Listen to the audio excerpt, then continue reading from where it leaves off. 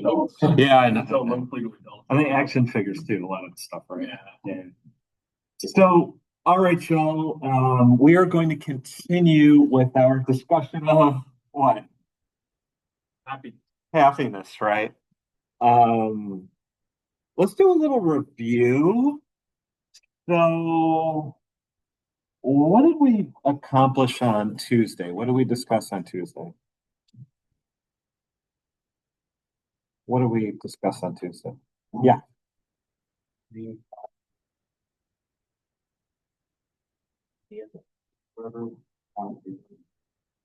Right. Yeah, good. So again, um, we can look at ways people are chasing life satisfaction. Okay. All right.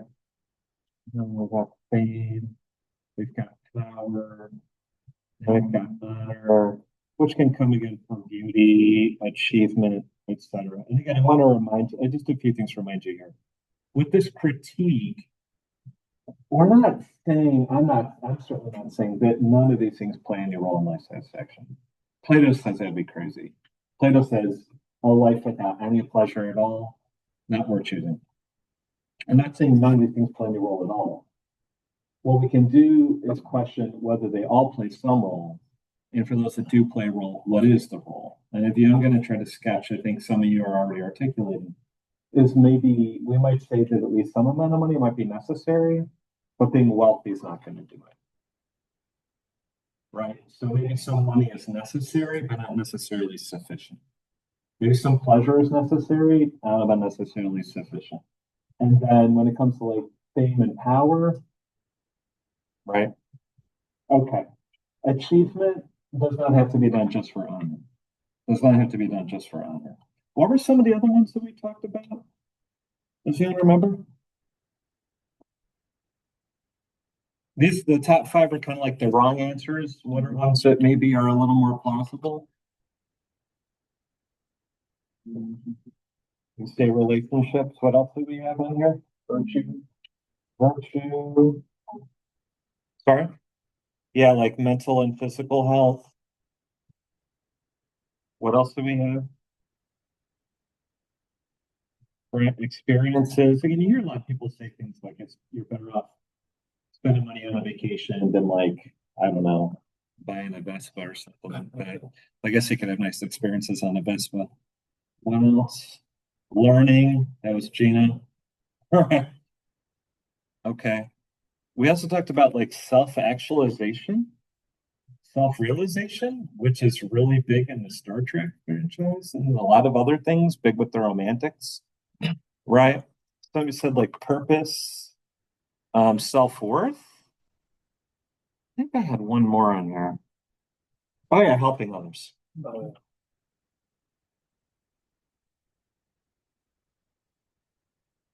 So again, these are, I mean, this is a pretty good list, I think, of the ways that people in our society are seeking life satisfaction, right?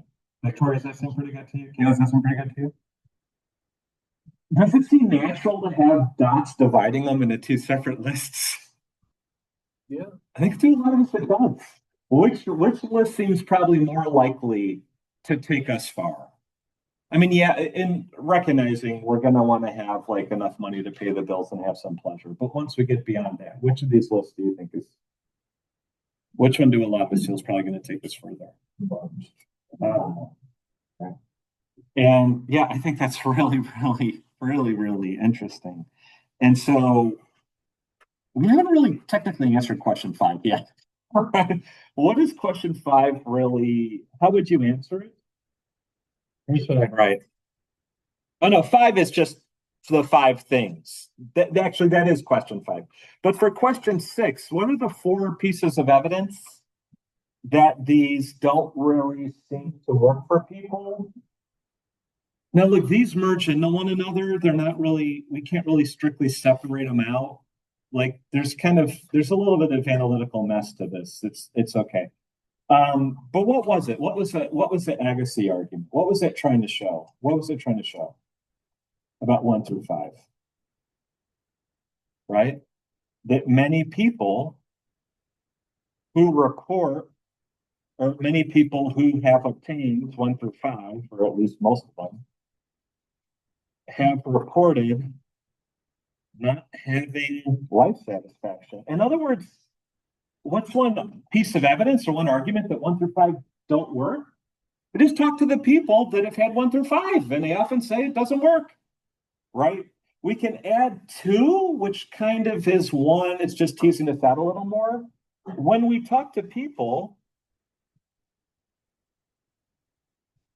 who have had 1 through 5 and 6 through 13, they often, my experience really is pretty much always, or maybe I'll just leave it as often slash always say, we'll return to this later. There's a little kind of a hitch here.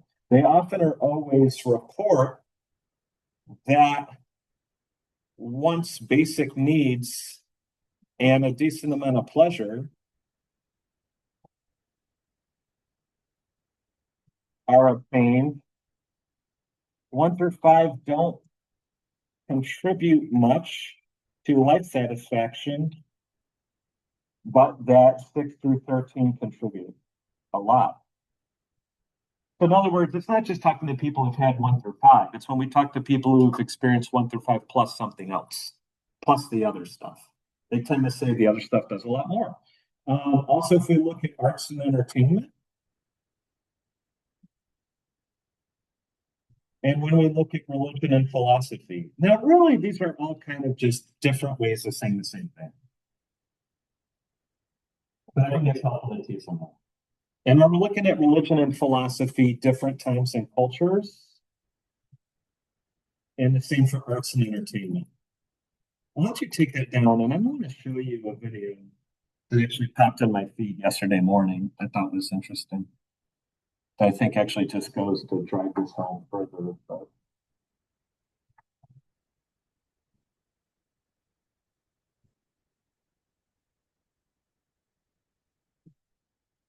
and again, I'm not trying to be like too whatever about this, but we all agreed we're spending our lives trying to seek this. How are we actually trying to find it? What might actually work? Well, let's talk to our fellow humans. I mean, I don't know. If I got really into some type of food like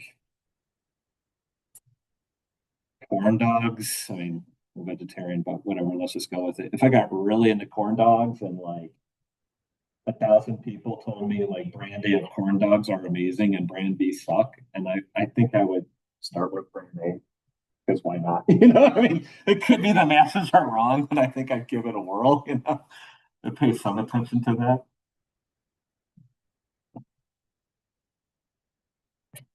We got this down pretty much. Are we good? All right, it's one thing I want to show you. This might take a little bit of time for this one. I had to do a little background. So, go to YouTube. There is a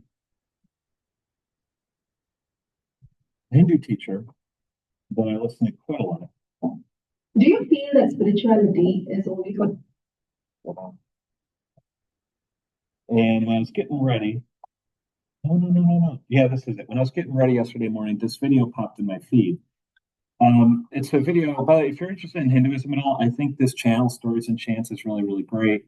Speaker's very knowledgeable, very well researched, presents very well. I think really wonderful content. And this video of hers is a little unusual. I never seen her do it like this. She talks about a movie from the 1960s, right? It's a Tamil movie. Tamil is a Southern Indian language. And it's a movie produced in the 60s about 3 goddesses.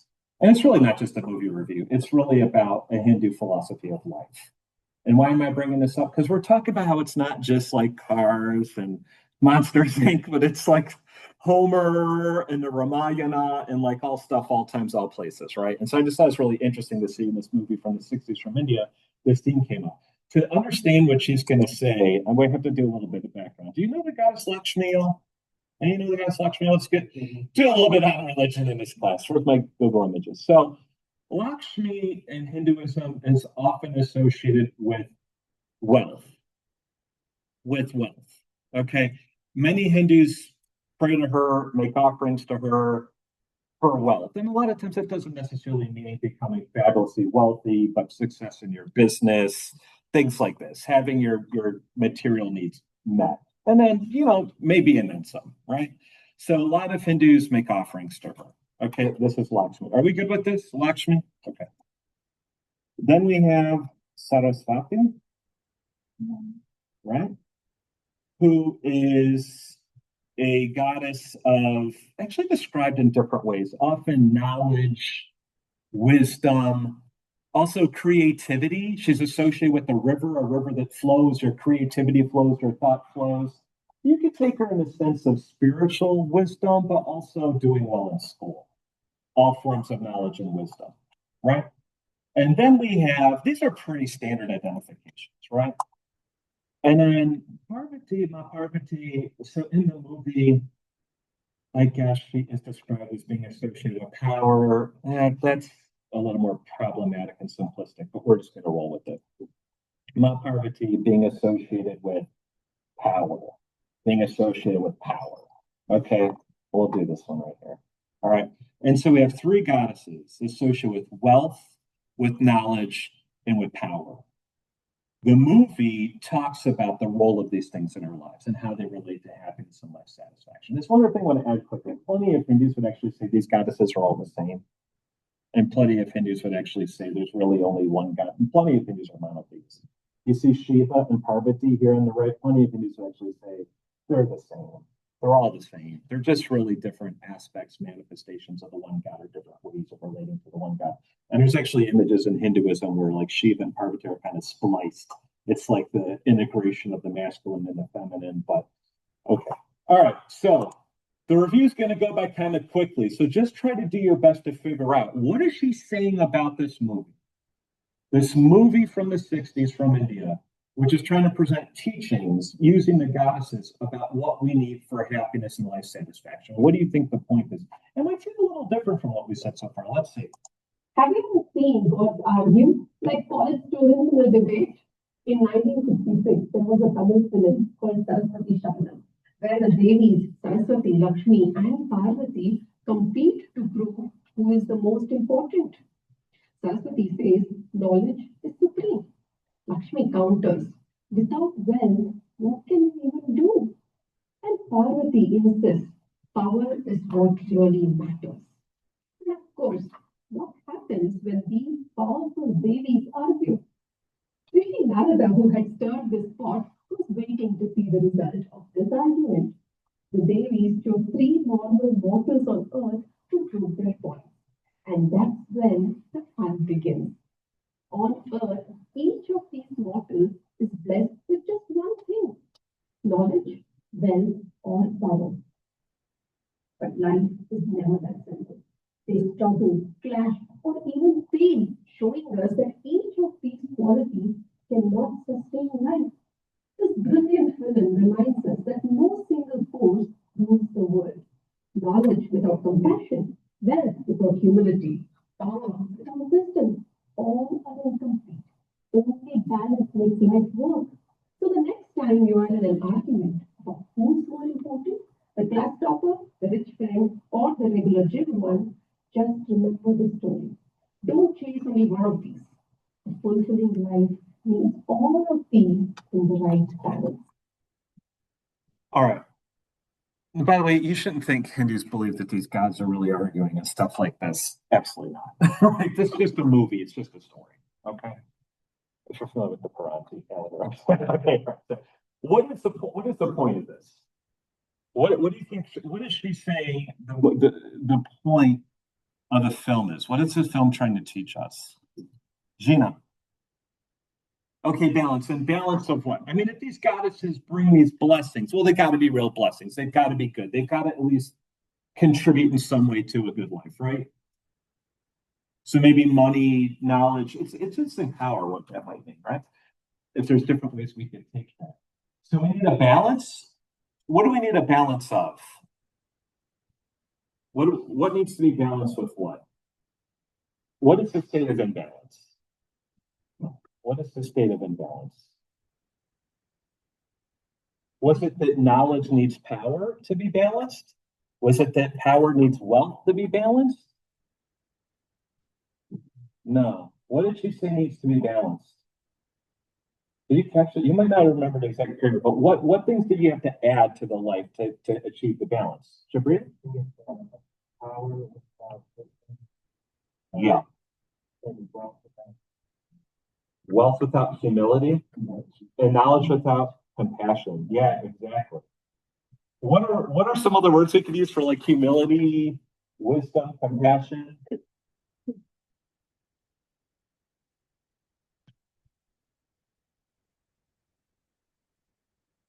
Virtue, right? She's saying we need to balance these things with virtue. What happens if we have things like wealth, power, and knowledge, but we care only about ourselves? We're totally selfish.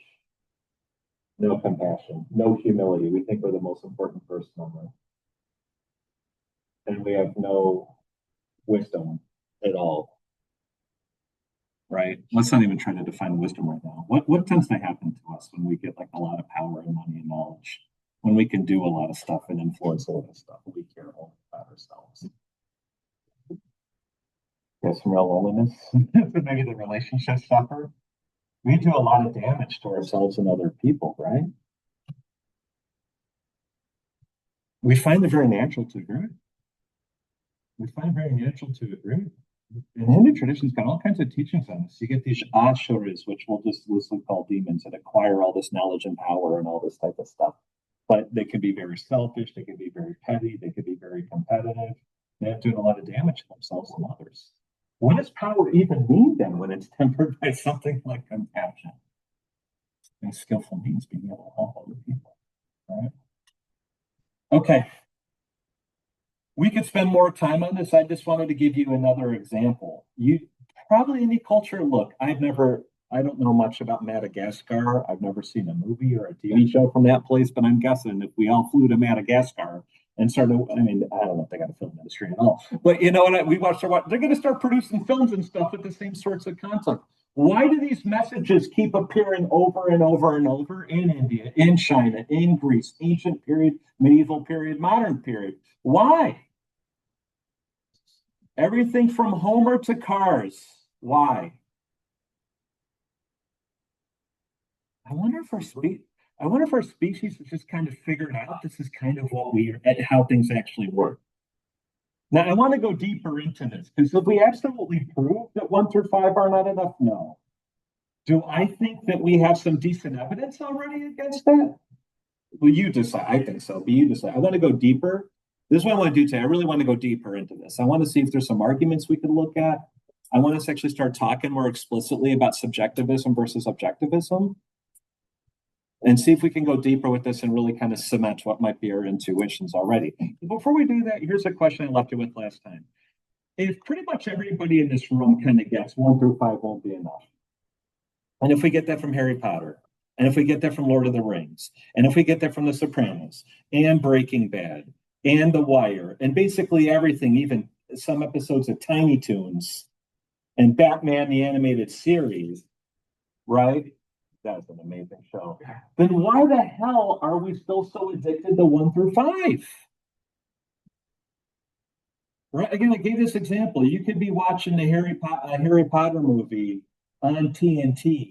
I don't know if they do this anymore with streaming. We used to be able to watch those things sometimes on TNT, and you'd be at home just chilling, watching Harry Potter, and you would see while the movie's on, Harry Potter basically learns he's rich and he doesn't care, and learns he's famous and he doesn't care, and all he wants is friendship. And you just like, yep, me too, me too, me too. And then they go to commercial break and you see the Lexus and you're like, man, my life is fucking empty because I don't have a Lexus. I really need that Lexus. And then the movie comes back on and you're like, I don't need a Lexus. What is going on? Like, why do we have the two sets of values? Do you see what I'm saying? Why do we have the two sets of values? Why do we have so many voices in our society, so much media that's saying 1 through 5, nah, this. But then we have so much stuff that's like, nah, that. And we kind of feel caught between them. Like, why is it? What is it about the 1 through 5 that we keep just coming back to that over and over and over? Kaylee, what do you think?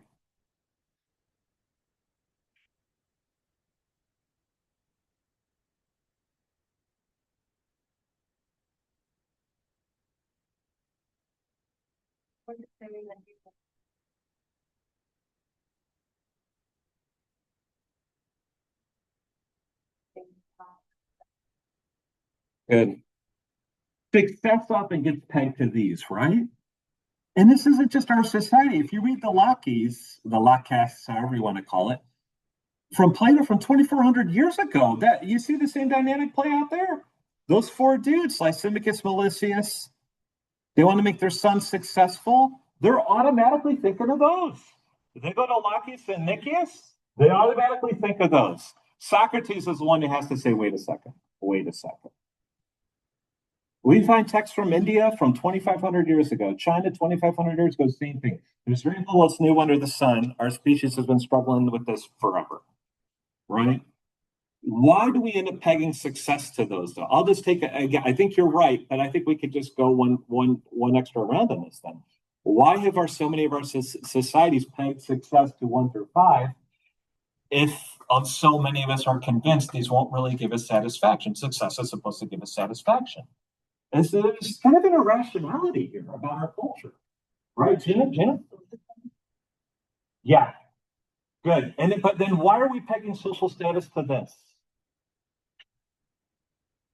Why are we pegging social status to this? What is it about these 5? And maybe they're not all created equal. I think it's like the most visual representation of everything else. Okay, good. In some way, it's a lot more concrete. It's a lot more visible. It's like more empirical. I think there's a lot of truth to that. The other stuff might seem kind of like abstract, kind of ethereal, right? Yeah. What about everybody kind of wants to be Jeff Bezos? And then why do we want to be him? Because I do not want to be him. Don't either, but Yeah. I mean, one enough or once because we feel like it's more powerful or more Yeah. they have more what is the word I'm looking for? They have more value. A lot of times Okay. if you've gotten your Jeff Bezos, somehow you've accomplished something that nobody else done, so there's more value here. Okay, A lot good. of times. And a lot of the other things, it's interesting. There seems to be more value in somebody that has a lot of money, or more value in somebody that is like Brad Pitt or something. Then in the guy, like my grandfather, who went to work every day, Yep. and he did thing, and he raised a family, and he saved, and he did end up with $1 million, but that was because he saved from whatever. But he went to he worked for the state, and he taught, and he didn't. He just did the basic thing, one at a time, and built the bridge, and he didn't do anything fancy. But his family was, his family was solid because he just did the basic, what we call drudgery every day. He was reliable. He went to work. He saved the money. He did it the long way. Yeah, I agree with you. I think it's kind of strange in our society. Like maybe one argument is like there's just so many people doing that. You can't put them all on TV. But why do we like never? It seems to me we almost never highlight on like late night talk show, whatever it is. People who just like kind of do like I mean maybe if somebody does something utterly extraordinary. You know what I'm saying? Then you put them on Colbert at the end, but for the most part, it's just celebrities, right? That's the whole thing. The enough thing, you use this word enough. Maybe part of it is a lot of us, like if we really feel we don't have enough money, like to even get by, and we feel our life is really devoid of pleasures, we kind of think it's like that sort of hierarchy of needs, you know, you're just really fixated on that. So you think if I just get that stuff, if I get that stuff met, I'll be good. So I just want it to be met overwhelmingly. Okay. But a lot of us are really attracted to 1 through 5, even when we have our basic needs met and then some. And even when we have a lot of pleasure and entertainment, we're still chasing that stuff. Yeah, Carter? I feel like it's easier to digest, including like surface level, like the bottom line, you really gotta kind of look into a person. And the reason I feel like it's so connected, like, it's social relations, because it's like a first impression, you know what I mean? You can just kind of see that, you don't, it makes you kind of attracted or whatever you want to talk to that person. So, Yeah. I think that for me, I think it's actually the main factor. And so we're not gonna really do this today, but just let you know, on Tuesday, we're gonna spend the whole day talking about emotion and our inner worlds. And I think the stuff that really gives us like the deepest satisfaction involves that. And I think we're terrified of it and we kind of run from it. And it's like someone would almost rather like have to run a marathon barefoot over hot coals than actually just sit with their own thoughts for 3 minutes. And so, and yeah. By the way, I gotta be really careful. I just gotta remind you, this is really dangerous right now because I'm just asking you to just share, you try to diagnose the human experience, and I offer my critiques. I'm not some guru, you know what I mean, or therapist. So again, everything I say, take it with a big grain of salt. Go meet yourself a good therapist and check all that. None of us, I think, here should just like leave and think we've got it all figured out. We should continue to subject this to critique, or we'll get ourselves in trouble. Yeah, Christian? I think that like for human nature for survival and reproduction probably puts that on a higher level of importance. Yeah, that's a really good idea. Yeah. So maybe just like from an evolutionary point of view. Yeah, I think it might be Yeah. something I've seen in like other species as well. Yeah. Yeah, Jane Goodall died the other day. And you know, she's this primatologist who did this amazing, work with it's chimpanzees, right? I think she mostly did her work with. And I saw this little clip of her where she was actually, I think, on Colbert, and Colbert asked her, like, what's your favorite animal? Chimpanzees, right? And she said, no, they're too much like humans. I like dogs. And you know, not trying to twist people's arms too much, but if you believe in evolution, which I do, even though I have theistic evolution, we are primates. And if you look at how these things conduct themselves, yeah, it might make a lot more sense, like why status plays a role in our society. We can give an evolution, which is really interesting. Then again, I should caution you too, even a lot of there's a lot of debates about evolutionary psychology, what we, how we do all that. But yeah. And all this stuff can maybe come like dovetail, can all like kind of work together. Okay. So great. Let's do this now. I want to go deeper into this because again, I do think this evidence to me, I mean, I take it pretty seriously, but I do wonder, can we go deeper? So I got to get you into groups here, but let me just really quickly do this. I want to start talking more directly about subjectivism versus objectivism. What do you think these things mean? We say all kinds of stuff is subjective. It's relative, it's subjective. These are not necessarily the same thing, but usually in these contexts, they basically come to the same thing. What do we mean when we say that happiness is subjective? Sarah? Did you say a person gets to define their own happiness? I love it. Thank you. So here's what a philosopher is going to do. They're going to come along and say, okay, what does that mean? How do we disambiguate that? And can we have different grades of relativism? Can we have like stronger, weaker forms of subjectivism? How do we define objectivism? Could we have mixed views? Could we have a view that kind of incorporates elements of both? Is that possible, right? What we're going to do is we're going to start with, you might think of as the most radical form of subjectivism about happiness that you could come up with. We're going to call it radical subjectivism about happiness, right? And here's what it's going to say. it's going to say that everyone, this is what I had in my notes. This is great. So you basically just read my mind. Everyone gets to define what constitutes happiness. Now, remember, happiness means a lot of things. So we're talking about life satisfaction here. So, i.e., that is life satisfaction. If I could say, for themselves. And they can't be wrong.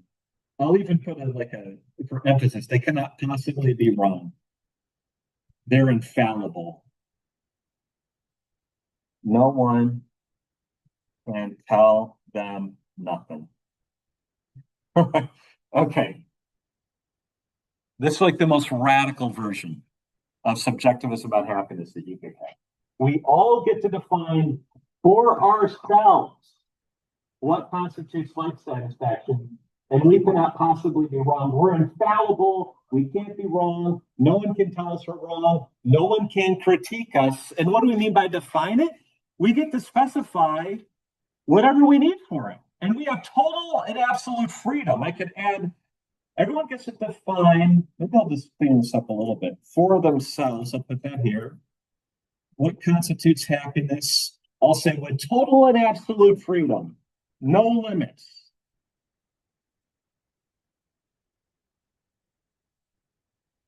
And they cannot possibly be wrong. Now, here's the thing. Philosophers are going to want to ask, how do we test this idea? Wait a minute, that's How do we test it? if somebody had things that made me happy. Okay, hold on. I don't want you guys to argue against it yet. I'm going to break you into groups. I just want to prime you a little bit. Hold on a minute for a second. But yeah, like what we end up often doing in life is this. Somebody asks us a question, we spit out an answer. We don't stop to ask, maybe our answer is wrong. How do I test it? How do I revise it? If I can revise it, if it is wrong, can I revise it this season? We often think in science they test things all the time. In philosophy, they don't test things. We actually test stuff all the time in philosophy. And sometimes we do it kind of like we do in science. I'm not trying to say they're the same thing at all. Come on. No. But the question I'm going to pose to you is, how would you test this? How would you test this? And here's one way to kind of do it. There's a lot of ways you can test stuff in science, but here's one way. Look at the theory or the hypothesis and see if it yields any predictions. If this theory of gravity is right, what should I see the moon do? And then look to see, does the moon do this? Does the theory yield any empirical predictions? And then can you test those predictions empirically by just going out in the world, maybe with some equipment, and seeing if you see what the theory says you should see? You see what I mean? Does that help? That's all. Okay. So I'm going to break you into groups. And I know you've already got to start on something, and you're going to talk about it in your groups, and we'll see what you come up with, all right? So real 1, Jonathan 2, Terry 3, Terry 4, 5. We'll do 6 minutes. 1, 2, 3, 4. Movie 5, Christian 6. 1, 2, Aruba 3, Aaron 4, Jake 5, Gabriella, Marco, you're 6. Emma 1, John, right? Damn it. No, wait, not John. All right, what is it? Christian, oh yeah, Christian Merida. Okay, 2. You're 1, right? Yeah. 1, 2, Alex 3, Owen 4, 5, 6, AJ, 1, 2, 3. We'll do 1s here with Owen, 2s. Where Marco is 3s here, 4s here, 5s in the back, and 6s here. Where's your real is? And I will mill around. I will take attendance. I will give you extra credit. Name tag. I'll come around and listen, see what y'all are saying. Are you? Okay.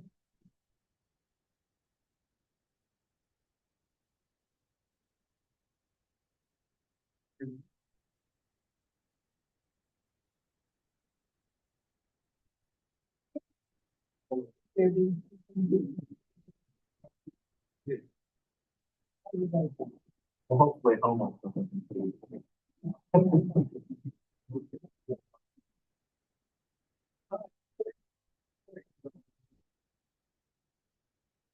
And if you don't understand the question, the task, whatever, about it. And if you don't know the people with you, you can introduce yourself. Again, share your favorite transformer. Wow.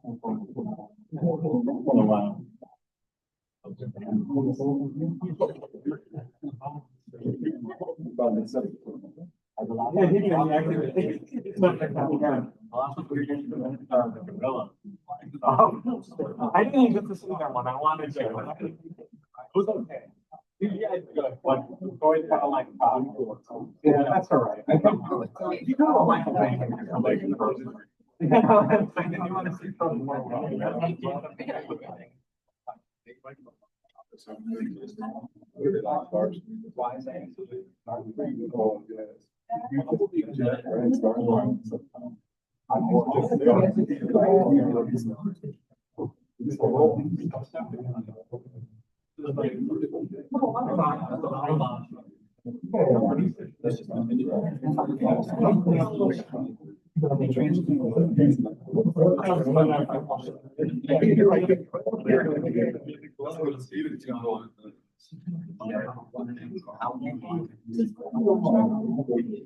Oh, yeah.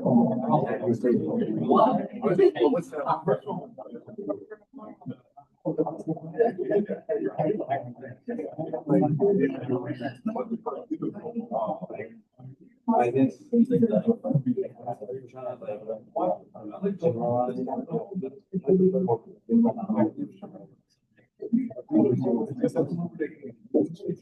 Yeah, they go to the.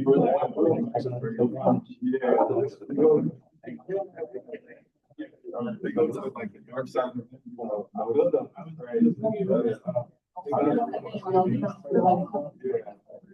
Yeah, I was like.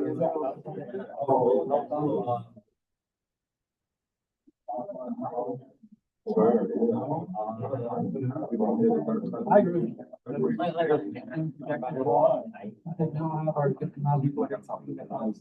All right, I think the transformer gets all of this knowledge, but move on to the philosophy portion. How do you test this idea? So, You just add the question.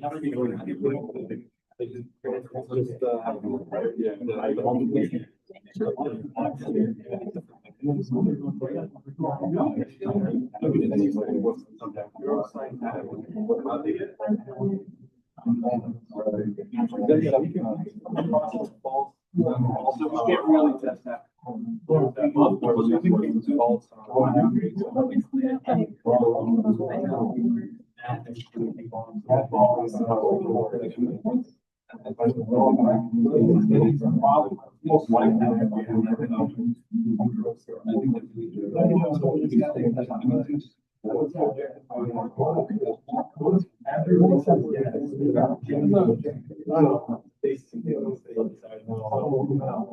No, I think what I.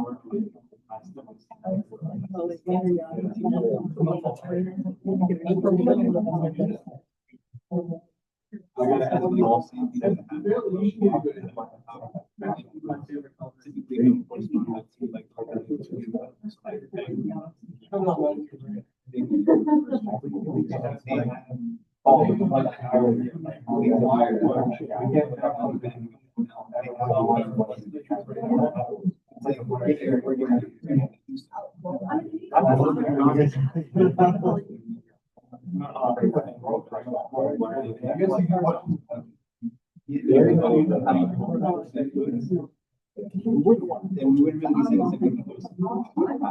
We can't.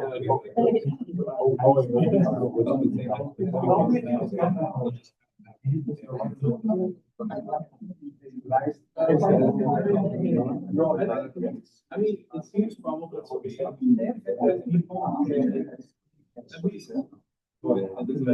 Like, Yeah, maybe after you got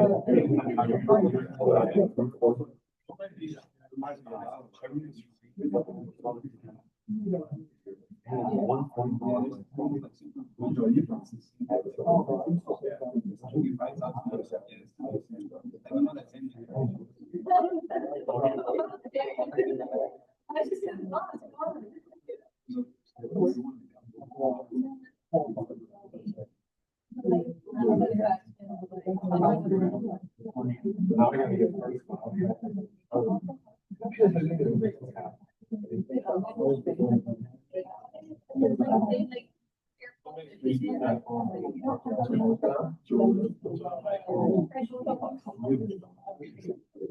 like when I said like.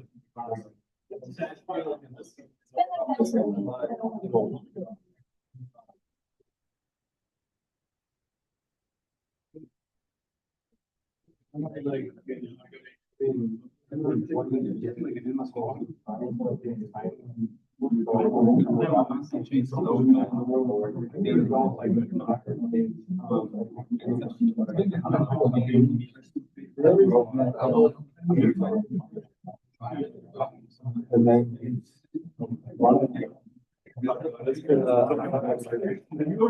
Like, I was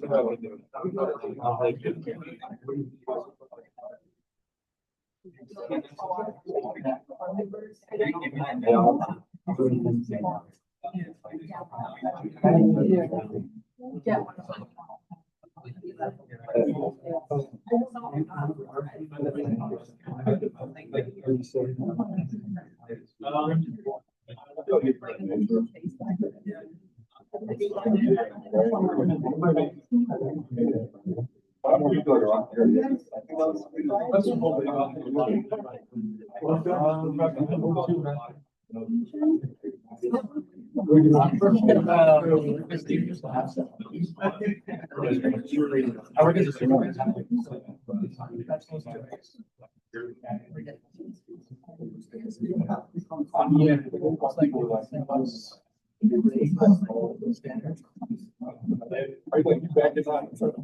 That's the movie.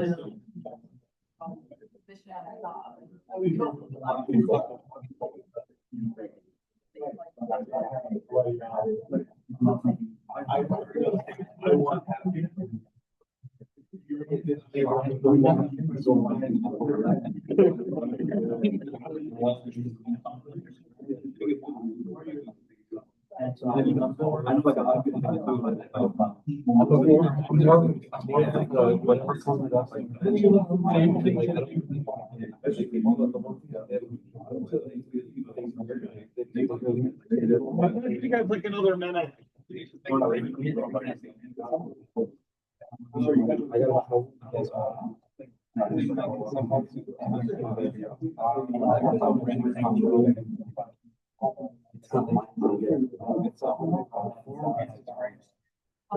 I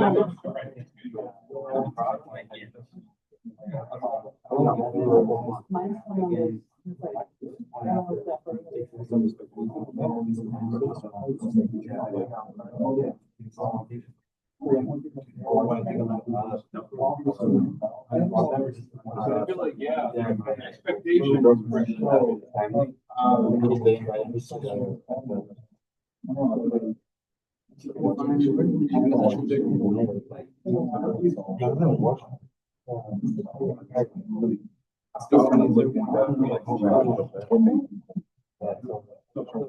All right, y'all.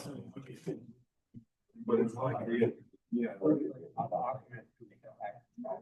Hey, by the way, But that was the cycle. I might have, made a mistake when I printed up some of the ones for class, because I have so many versions of these on my computer. And I keep editing them all the time and saving the older versions, but if you go back to look at the part 2, and we went over 5, we went over 6. Really, the last question in part 2 should be question 7, we'll just ask you. Do you find the arguments to the evidence in question 6 convincing?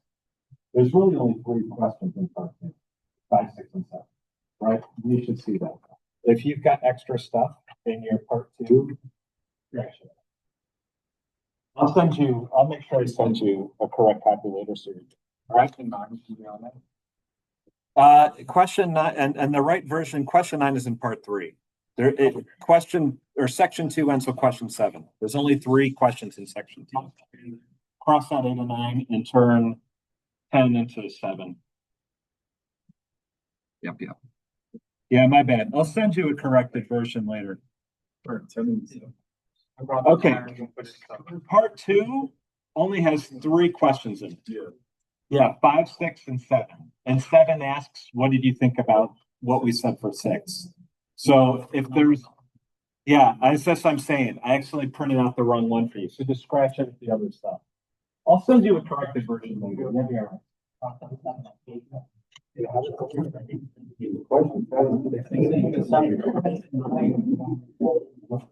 Okay, yeah, scratch out. No, yeah, scratch out 7 and 8. Yeah. And then 9, but it's about 6. Yeah. Yeah, scratch out 7 and 8.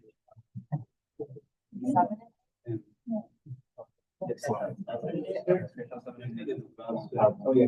Oh, no, scratch out 7 and 8. Yeah. No, scratch out 7 and 8. Yeah. And then 9 turns into 7. And then that's about 6. I'll send you a revised version later. And part 3 is number 8. Part 3, it starts on number 8. But now all the numbers have to be changed. Yeah, I'll send you a revised version later, sorry. Again, I use so many different copies of this that I must have just printed out the wrong one. I'll email it to you later. Yeah, but this again, this was question 5. Then you answered 6. I'm basically telling you, yeah, really, if you look at 7 and 8, we're just going to squish at that under question 6.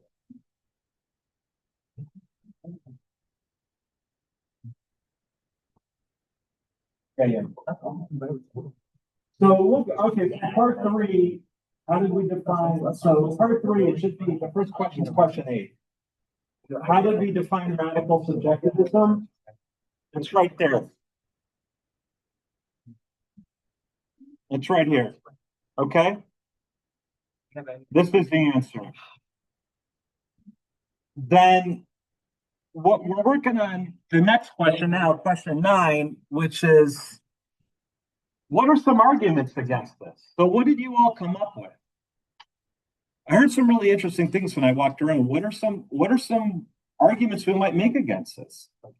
Because we do want to test everything we hear.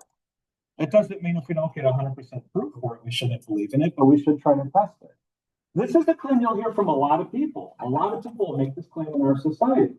Everyone gets to define happiness for themselves. No one can tell you you can't be wrong, which basically is saying you're infallible. You're the god of your own happiness. And we just read that and say, yeah, cool, sounds good. No problem. Can we put it to the test? Can we come up with some arguments? If so, would they support it? Undermine it? Whatever. Chris, what do you think? What might be a way to test this? Good, because this is saying everybody gets their own. So then we could just ask people, what is theirs? And then what else do we have to do? This is an interesting thing. It's a philosophical claim, but it's actually generating empirical predictions. It's telling us we should expect to see certain things if we go out and we do some observation. What is it telling us we should expect to see? Everyone can have their own definition, but it's telling us more than that. It's not just different people can have different definitions. I mean, everybody can agree on that. Everybody can, and they can at least think they have different definitions. In that sense, everyone's going to agree on that. It's not just telling us that different people will answer the question differently. What do you think happiness is? What do you think life satisfaction is? It's not just telling us that. It's telling us something a lot more than that. What is it telling us? What's it telling us? Christopher? It's not just telling us that different people will answer the question differently. What do you think you need for life satisfaction? It's telling us something more. What is it telling us?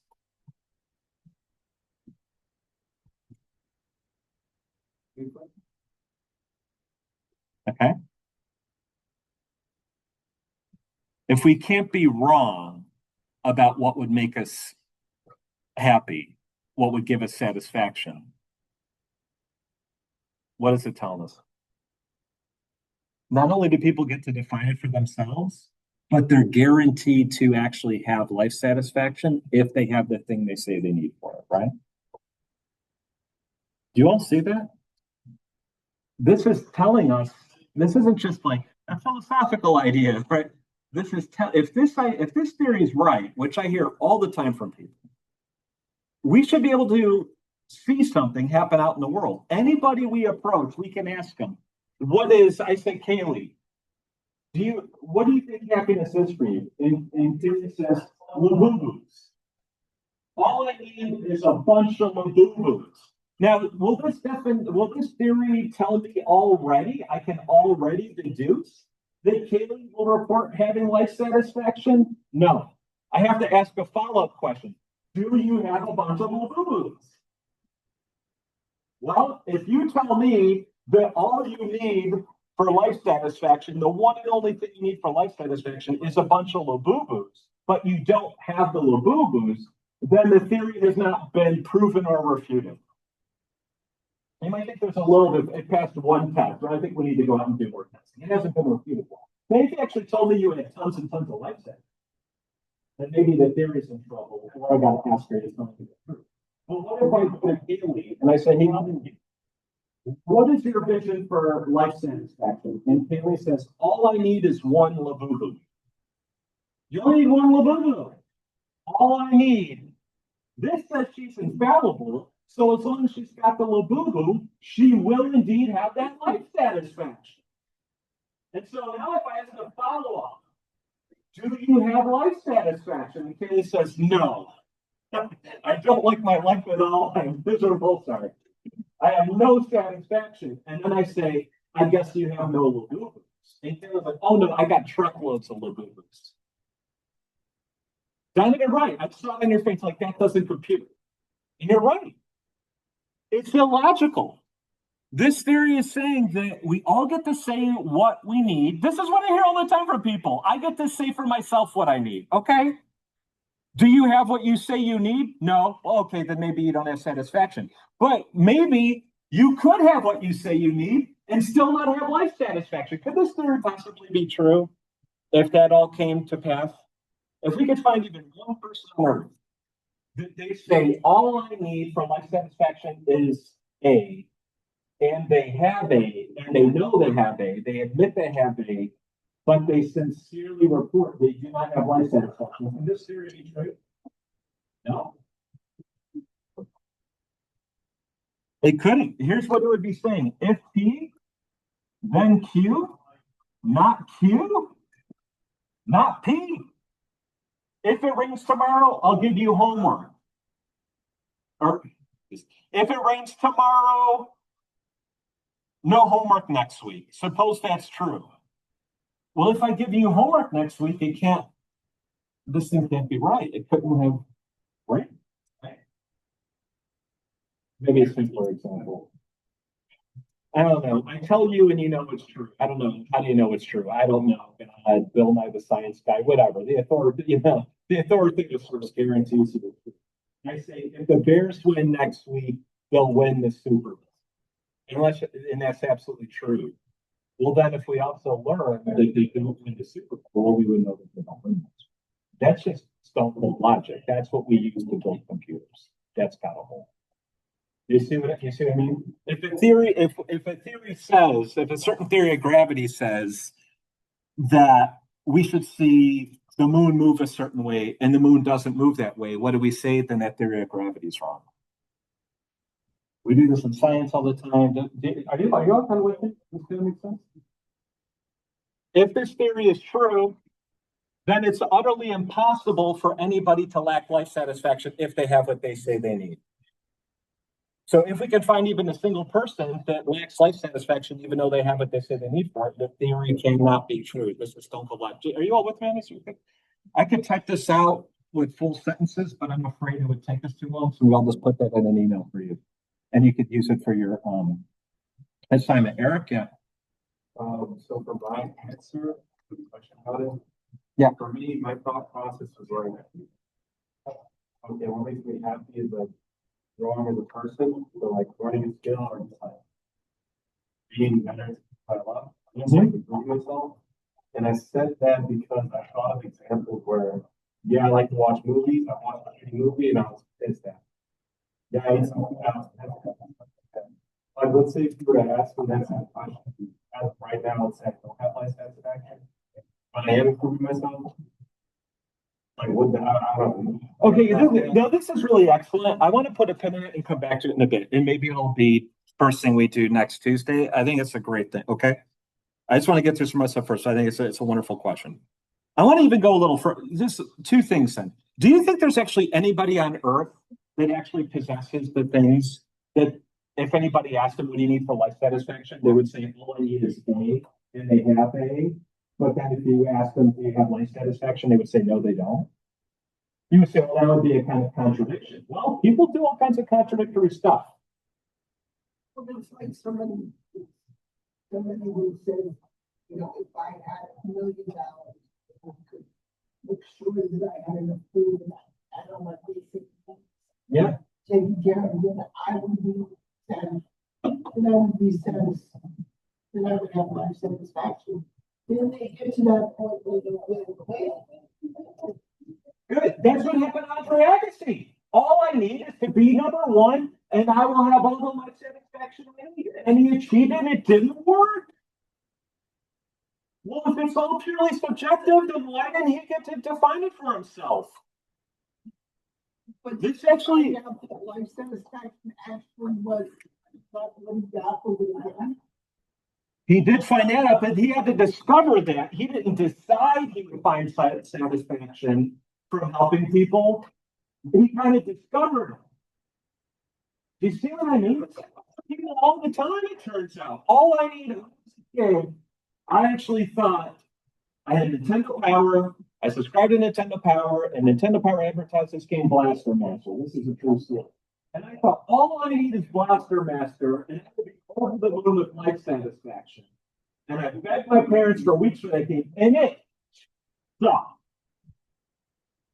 Now, maybe that's a little different than Andre Agassi, because I didn't even really know what the game was going to play like. But Agassi knew what it was like to have success and money and all that. This happens to people all the time. All I need is A, or A and B, or A, B, and C. And then you get it, and you're like, I ain't satisfied. Well, why not? I thought you got to define it for yourself.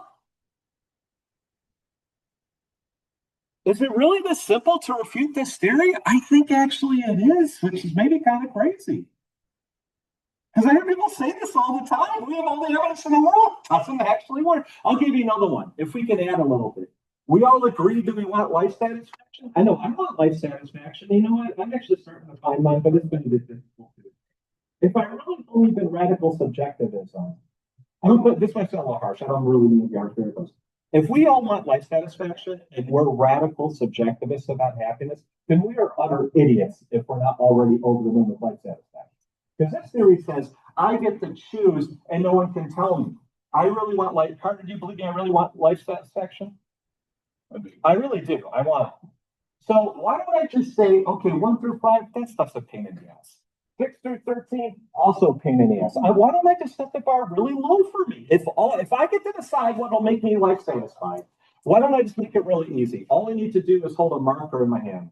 And then, okay, brain, all I need for life satisfaction is to hold a marker in my hand. I am. The satisfaction. I'm overcome by it. Good grief.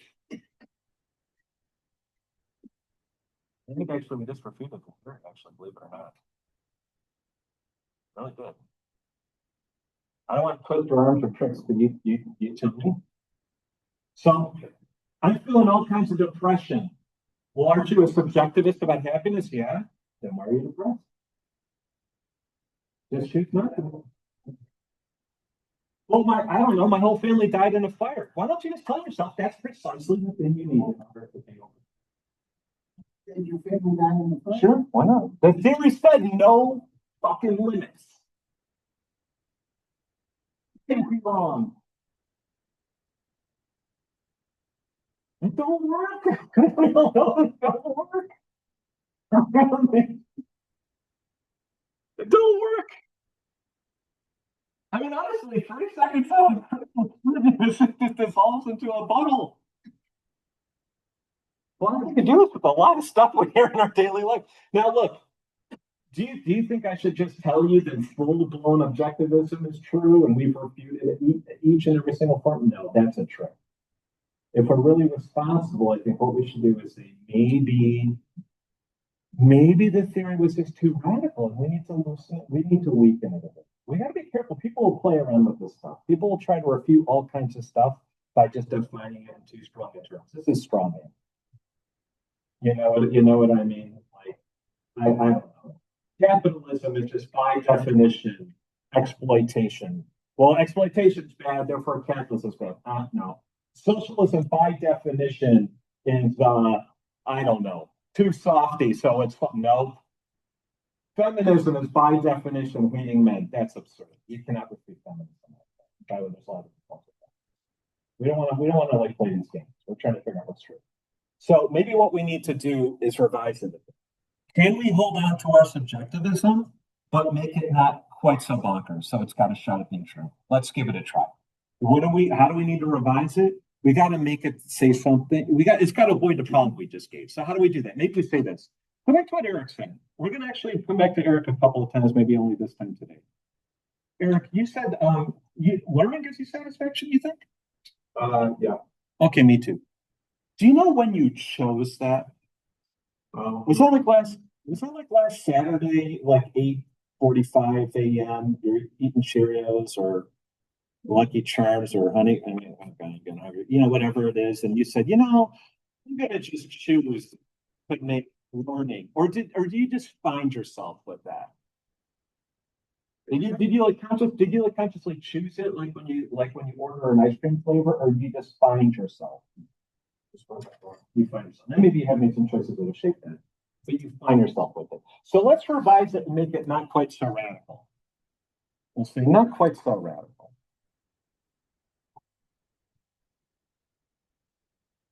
And you said we're using some of this argument stuff now, right? We're using some of this argument stuff. We don't get to choose it for ourselves, at least not all the way. Like choosing an ice cream flavor. It's not like that kind of arbitrary of a choice. And I'll say Baskin Robbins. But whatever we say we need is all we really need. So in other words, what we're doing is we're saying maybe you don't get to just arbitrarily choose what conditions need to be satisfied in order for you to obtain life satisfaction. We just kind of find ourselves endowed with certain beliefs on this, certain convictions, certain dispositions. But whatever those we have, we can't be wrong about those. Is this theory right? Yeah.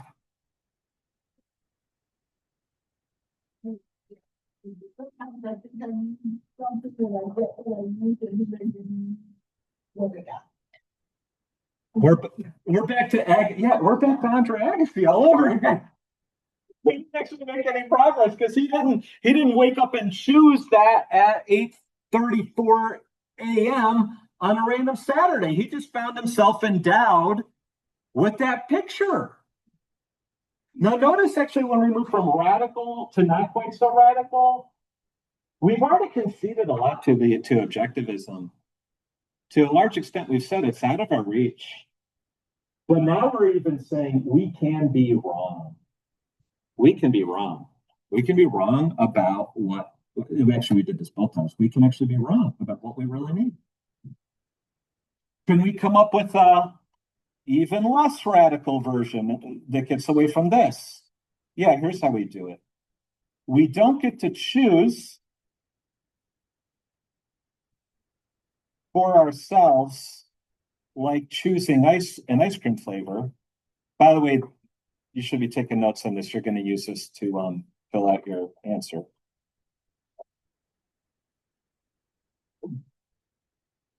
And and we may mistake, or we may be mistaken about what we really want.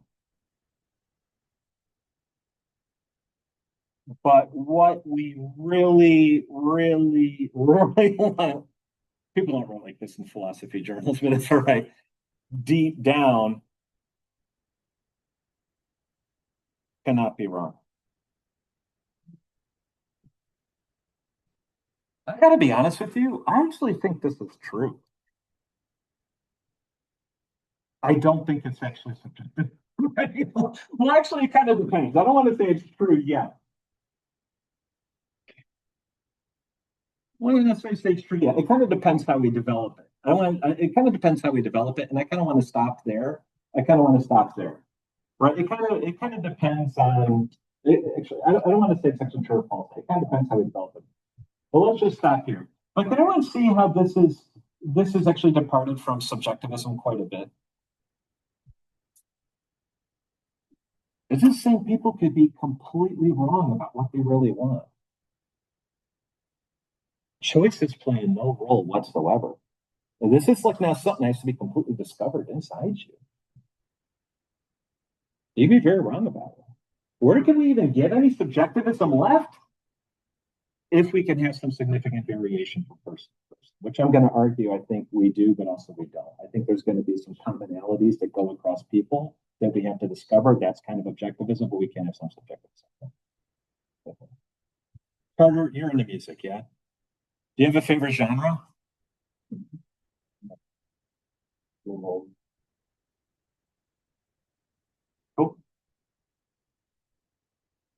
Do you have a favorite band? Don't worry, I'm not going to try to peg you to a genre. This isn't a gotcha. It should be like Linkin Park. Okay. Does listening to Linkin Park give you a significant amount of pleasure? Yeah, maybe not so anymore. Okay. Every once in a while. Okay. I'll come back and I'll be like, But I've never listened to them. So I don't know if it would give me pleasure. Does playing music give you a lot of pleasure and satisfaction? To me, really not so much. So what we're seeing here is, if you kind of look at our pictures, I think of what's feeding into pleasure and satisfaction, things you're going to see some variation. I think we do get some kind of subjectivism in that sense, in the sense of variation. What we mean by subjectivism is variation, we're going to get some. I think we're also going to get some like kind of structures that apply consistently across all of us. And we're going to have some real objectivism. And there's something maybe has to be discovered, not necessarily just decided. All right. By the way, do not worry right now about exactly how to write this up. I will make sure it's wrapped up with a bow for you. Okay? I'm not going to leave you guys hanging. I know it could be a little difficult as we're going. I will make sure it's wrapped up for you. I will tell you by the end exactly what to do. I want to move on, though, before the end of the day and go on to the next thing. See what you guys make of this. So here's what I would actually do. I would make our first argument. This would be actually, this is kind of a bit of a bear. This question number 9 is asking for 6 arguments against radical subjectivism. Right? What would be argument number 1? The first one we did, that there are all kinds of people that get their hands on what they say they need for happiness, and yet they report not being happy. That's argument number 1. Okay. And this is showing for sure, I think, that we can't just choose what we want no matter what. But then if we even move on to not quite so radical subjectivism, it's still a kind of radical form of it. What we saw is that even if we don't get to choose it, we still can be wrong about it. And you can really use the Andre Agassi for both. Are we good on that? Are we good on that? Let's move on to 3. What's the third argument? The data from the different cultures, which we've already seen. I think that's pointing toward at least there being some kind of common structure among us, which would tell against radical subjectivism and some other kinds. Actually, I want to, before we get out of here, I want to do this pretty. Oh crap, we're out of time. All right. When we come back on Tuesday, we're going to finish this up quickly, and then we're going to talk about everybody's favorite subject, emotions. I will upload these videos for you. I will send you an email. I will put a corrected version of the assignment on there. I'll even type out some of the stuff we went over today that you could just basically put into your own submission. All right. I want this to be, you can do some work here, but I want it to be as painless as possible. All right. You all have a good weekend. I'll send you an email by tomorrow afternoon. Peace.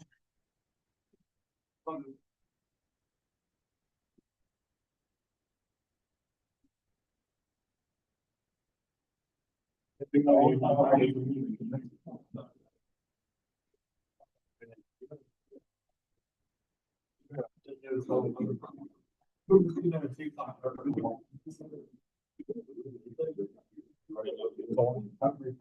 can take it with you. You're good. Can we like get permission to homework or no? Is it like that? Are we getting wrong homework? I can just 1 second.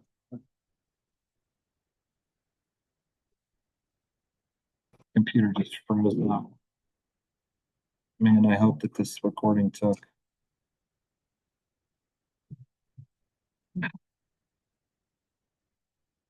Oh man, that thing. I hope this recording took. So with touching up the assignments, it depends on the assignment. But yeah, I sent you the video for the one logic assignment and said you could fix them all. Oh, okay. Yeah. Yep. Oh, do you want me? I graded it already. Oh, Shit, I forgot to bring it with me. What's that? Oh, no, I saw that you graded it already, Tuesday.